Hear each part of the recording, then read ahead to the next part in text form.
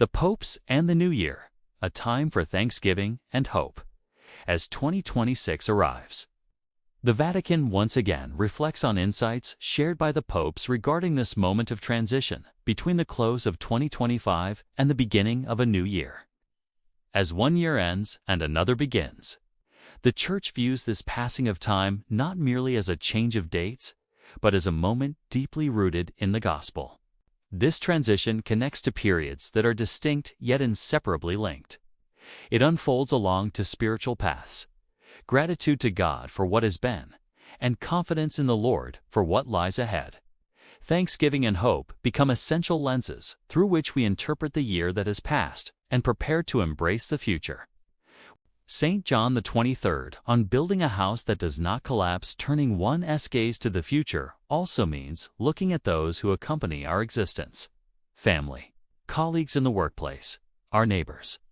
Pope John the 23rd expressed a special wish for the new year in his message to Christian families on the Feast of the Holy Family on January 10, 1960. A spirit of prudence and sacrifice in the thoughtful education of children, and always, in every circumstance, a concern to help. Forgive, sympathize, and grant others the trust that we would like to be granted ourselves. This is how a house that does not collapse is built. From these different reflections by the popes, a hope emerges as we draw near to 2026.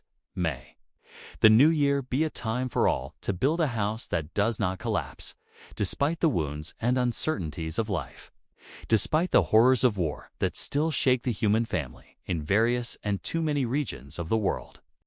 The peaceful wish for this security, which is a guarantee of lasting peace, comes from our heart to reach each of you, to accompany you during the new year. It is supported by a special prayer, which we fervently raise to heaven for the family of each one of you who listen to us, especially for those who, due to lack of means, work, or health, are exposed to painful privations. Now, let's reminisce on Pope St. Paul VI's reflection on New Year as the meaning of time. The transition from a page that is nearly complete to a new one waiting to be written invites us to pause and reflect on the nature of time. In his Angelus address on January 2, 1972, Pope Paul VI encouraged the faithful to think deeply about the value of time. Before we step into the new year, it is fitting to devote some reflection to it, he said. Time is, in a certain sense, the measure of events as they unfold one after another. It is the measure of our present life, a measure that can awaken fear, because it reminds us that yesterday is gone, tomorrow has not yet arrived, and only today truly exists. In fact, only the present moment is given to us. We live on a moving point, a single and passing instant. This reality teaches us to live the present moment with thoughtful intensity. Moment that is within our control and that forms our only real experience of life, here and now. In this way, it reveals to us the true value of time. Pope St. John Paul II, on a blank page, the new year, now before us, appears as an unknown. On January 1, 1986, Pope John Paul II invited the faithful to offer to the Lord this new stage and this still blank page. The new year appears before us as a great unknown, as a space that we will need to fill with content, as a perspective of unknown events and decisions to be made. It is like a new stage and a new space for the struggle between good and evil, both at the level of each human being and, together, at the level of the family, society, nations, and the entire humanity. Now let us listen to Pope Benedict XVI's New Year reflection on Do Not End the Year Without Thanking the Lord at This Time of Year. The words of the popes naturally accompany the Te Deum, the Church's hymn of thanksgiving. On December 31, 2011, during the celebration of the first Vespers of the Solemnity of Mary, Mother of God, Pope Benedict XVI reflected on this unique moment in time, saying, "Another year is coming to its end, as we await the beginning of a new one.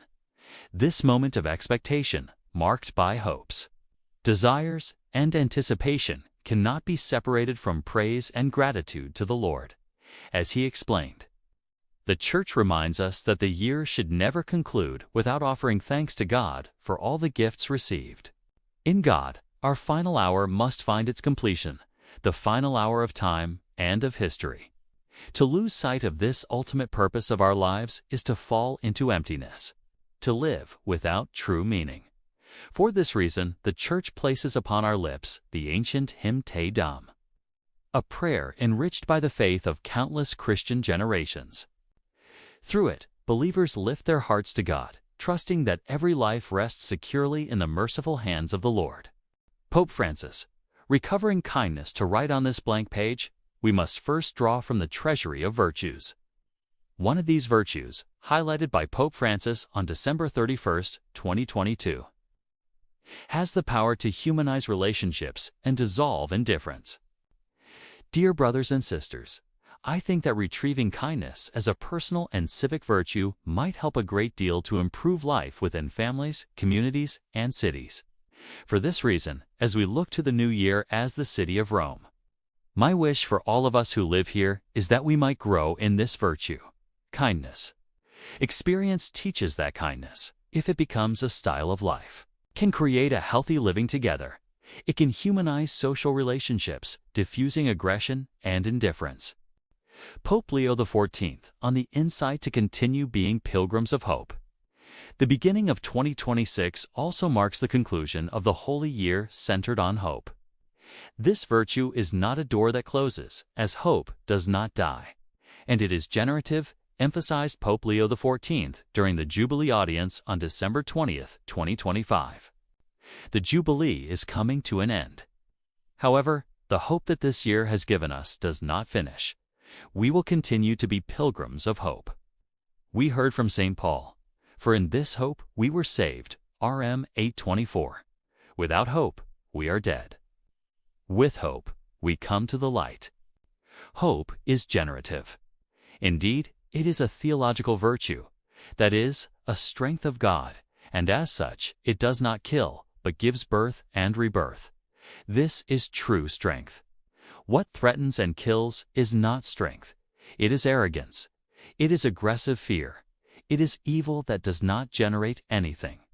The strength of God gives birth. This is why I would like to say to you, finally, to hope is to generate. As we stand at the threshold between the year that is ending and the one that is about to begin, the voices of the popes remind us of one timeless truth. Time belongs to God. From Pope Paul VI.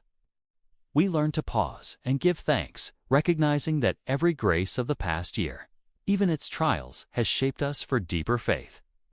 From St. John Paul II, we hear the call to be not afraid to step into the new year with courage rooted in Christ. From Pope Benedict XVI, we are invited to reflect wisely, knowing that hope is not optimism, but trust in God's truth. From Pope Francis, we are reminded to walk forward with mercy, compassion, and care for one another.